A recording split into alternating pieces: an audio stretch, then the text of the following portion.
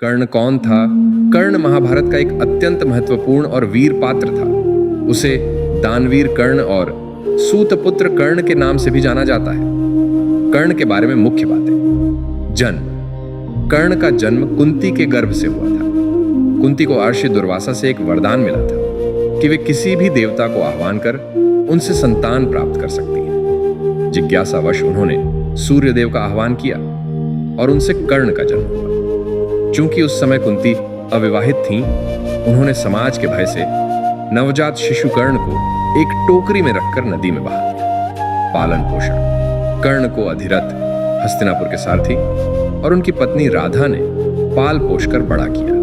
इसी कारण वह सूत पुत्र कहलाया। शिक्षा। कर्ण धनुर्विद्या में निपुण थे। उन्होंने परशुराम से शस्त्र विद्या सीखी। लेकिन जब परशुराम को यह पता चला कि कर्ण क्षत्रिय नहीं बल्कि सूतपुत्र है, तो उन्होंने शाप दिया कि संकट के समय वह अपने दिव्य अस्त्रों का प्रयोग भूल जाएगा। विशेषताएं। कर्ण अत्यंत पराक्रमी और दानवीर थे।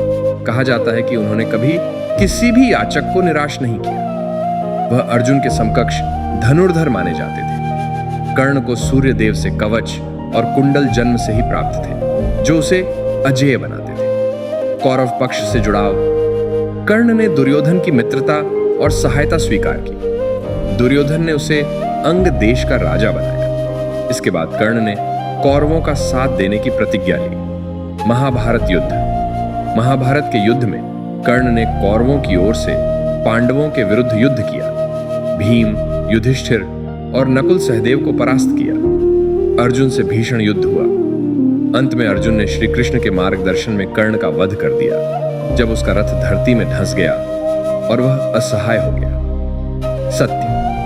युद्ध के दौरान या उसके बाद पांडवों को यह पता चला कि कर्ण वास्तव में उनका सबसे बड़ा भाई था। संक्षेप में कर्ण एक महान योद्धा, दानवीर और त्रासदीपूर्ण नायक था, जिसकी पहचान उसके जन्म और परिस्थितियों से ढकी रह गई।